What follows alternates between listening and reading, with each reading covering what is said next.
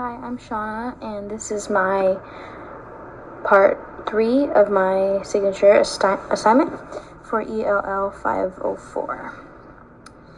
So, in regards to my personal biases that were challenged in this course, I would say that the main one that was challenged is just how I initially thought that integrating CSP into the classroom was a pretty easy task, and I really have learned that it can be as simple as really small steps, but it is a complex thing to do, and it takes a lot of effort and a lot of thought to make sure that what you're integrating and what you're teaching is relevant to your students and meaningful to them, and something personally and culturally relevant is not an easy task, and it's something that takes effort and should really be a never-ending cycle, and it should be something that as a teacher you're always willing to add and improve onto that. So that's one thing that was kind of challenged in this course for me. And then my teaching philosophy has not really been challenged, I wouldn't say, but it's definitely, this course has helped me kind of add to my teaching philosophy and make sure that I really know the importance of integrating CSP and how many benefits it can really serve for my students in the future.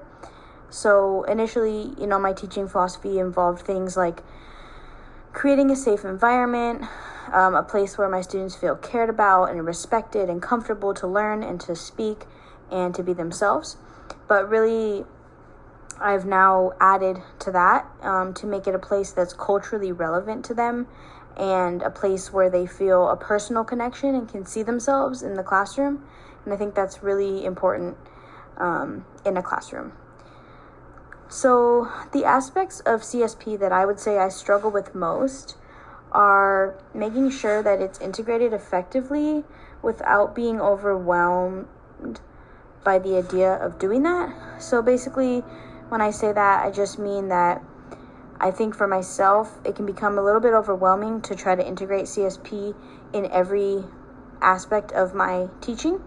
But I just have to kind of pull myself back a little bit and remember that it's just small steps, and it can be simple things like making sure my books are culturally relevant or some of my artwork in the classroom is culturally relevant. So small stuff like that is easy to do. So I think that's probably the biggest struggle, is just making sure that CSP is integrated effectively without making myself super stressed out and overwhelmed.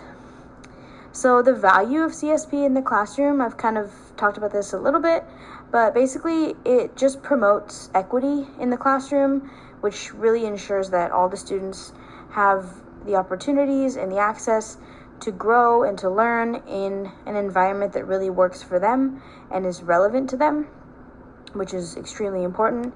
And it also allows students to really challenge their own ideas of all different topics and really guide their own learning, which is really important for them to kind of be in control of their own learning. So the underlying idea of CSP really is to ensure that students feel a cultural or personal connection to what they're learning in the classroom. And when they find those connections to what they're learning, it often increases academic performance, simply because you're really providing them a sense of why they're learning what they're learning. And this also increases engagement, because when students understand why they're learning something and it's meaningful to them, their engagement, of course, is going to be improved. And students who also see their culture in the classroom and where CSP is integrated are definitely going to feel more emotionally connected to what they're learning, which of course will have a positive effect on them emotionally, just feeling a connection to their classroom, to their teacher, and to their academic, what they're learning, basically. So the last thing I just want to talk about quickly is what I think I need to really do to integrate CSP into the classroom and maintain it in my classroom. So I kind of talked about this earlier a little bit, but basically taking small steps. I think for me, is important to remember, that it really starts with just the small things, and it's something that I can build on every year or every week. It's something I can add new things to. It's kind of never ending. And also just remembering that it's never too late to rewrite the narrative. And so that was one thing that was talked about in chapter 1 of What Kind of Citizen, the textbook for our course. And I really just love the idea of knowing that it's never too late to change the narrative.